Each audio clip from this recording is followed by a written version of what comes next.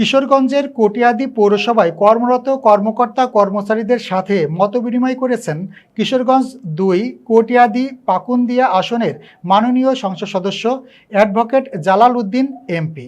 Senior staff reporter জজ মিয়া জানান, সোমবার দুপুর ১২টার দিকে কটিয়াদী পৌরসভার হলরুমে পৌর প্রশাসক লাবনী আক্তার তারানার সভাপতিত্বে এ মতবিনিময় সভা অনুষ্ঠিত হয়।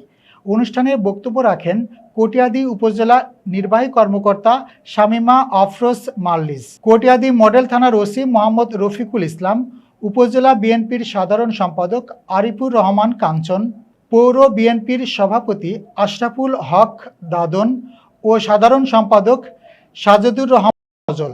এছাড়াও উপস্থিত ছিলেন উপজেলা বিএনপির সহসভাপতি মিজানুর রহমান স্বপন, শেখ জসিমউদ্দিন মেনু ও মোহাম্মদ শহীদুল্লাহ। পৌর নির্বাহী কর্মকর্তা কারার দিদারুল মতিন, পৌরসভার সহকারী প্রকৌশলী মহিউদ্দিন আহমেদ, উপজেলা বিএনপির যুগ্ম সম্পাদক মাহফুজুর রহমান মিঠু ও শফিকুল ইসলাম ফুলু, সাংগঠনিক সম্পাদক খলিলুর রহমান, পৌর বিএনপির যুগ্ম সম্পাদক শাহজাহান সিরাজি ও মীর মাসুদ, সাংগঠনিক সম্পাদক ফারুক পাটোয়ারি ও জাহাঙ্গীর আলম রতন, উপজেলা যুবদলের আহ্বায়ক মাহবুবুল আলম মাসুদ ও সদস্য সচিব রফিকুল ইসলাম সেতু, স্বেচ্ছাসেবক দলের আহ্বায়ক ইলিয়াস আলী এবং ছাত্রদলের সদস্য সচিব আশিকুর রহমান।